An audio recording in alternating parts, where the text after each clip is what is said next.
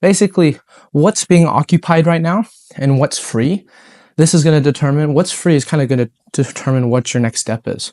So like, let's say we're playing mercy grips. Usually what I'm going to like to do is look to step my feet to the inside of my partner's legs. Like if we spin around here, I'm almost like splitting my partner's legs and bringing my knee to their chest. And understand that, especially when we're like in neutral grips like this, whether it's mercy grips or grips as such, where I go like palm to palm, it's going to make it very difficult for my partner to make any strong, meaningful grips on me with his upper body. So if he wants to like Dalihiva me, if he wants to false street me, if he wants to attack me in any so manner, because both of our hands are occupied, it's going to be difficult, right? So try to do something like, and then the moment from here he concedes. If I still have hand control, it's very strong for me. He fights out of this hand control. Likelihood is now he's going to concede to his back. And now we have a great opportunity for us to go like attack a supine opponent. So when we find that our upper body is now occupied, now we have space for our lower body to work. And especially because he's seated, I'm standing, I do have a bit of a mobility advantage in terms of maneuvering my legs. So generally my preference is always like from here, stepping a foot to the inside. Theoretically, something I did play around with for a while. I think we did this together in Austin maybe a few years ago, where when the hands are occupied and we feel like, okay, wow, I want to get my partner supine, is like keeping someone in the chest. But I mean, we eventually didn't really do much with this just because I do think it works.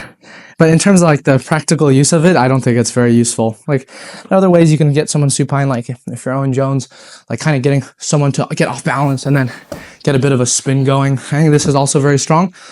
But for the time being, I just want to talk about more practical elements of hand fighting. All right, now, so we'll briefly cover indirect means and how we can use an indirect means to put our partner supine. Again, this is not a hand fighting DVD, so I just want to go over this briefly. However, there are generally three ways we can go about doing this. One is going to be cutting an angle, right? Just like we were doing earlier. And if you want to know the specifics of like the hand fights and the footwork of like cutting this angle and then getting here to like kind of give my partner the decision to go supine, once again, recommend the past DVD. However, from here, in conjunction with the grips we're making, it's very important that we don't just think, okay, I need to use direct means to try to get him to the mat. But when we find that there's resistance and he's hand fighting, because a good partner is going to be fighting, we're going to try to use indirect means to either cut an angle. We can also use the threat of upper body position, whether it be a front headlock, like threat of chest to chest, or even the threat of body lock, right? Like when we're here, just by nature of having his waist off of the mat, if I can threaten a body lock, it's very plausible that he's going to go supine to prevent the body lock. And then lastly, a similar thing to what we were talking about earlier, where by stepping our foot to the inside, we do present a lot of other forms of passing threat, whether it be like diving knee cuts and stuff like this. So if you do present this, like let's say we're engaging and I'm like looking for the threat of the knee cut, from here in the future, either as a direct response to the knee cut, or in the future, as we come here again, he feels that threat, he might actually just go to his back straight away so I don't just diving knee cut him. So understand that by presenting these three kinds of threats, where it's like either cutting an angle, either getting upper body position, or like stepping a leg to the inside and using your leg as the threat. All of these are ways to kind of not necessarily directly put them to their back, but almost as a means to give them a decision where you're presenting one option that's fairly dangerous, or you're letting them concede. So in either situation, you're winning. All right, so with the bulk of the technique for entering the flank / outside passing position done, at least getting them to supine, especially for this type of engagement phase against a seated opponent, I think it's very important to implement specific rounds. So my recommendation would be, especially, well, you have to self-reflect to some degree, understanding where you're having issues with. So let's say you're trying to do these outside passes, but then you realize, okay, the reason why my outside passes aren't successful is because I'm not able to put my partner supine.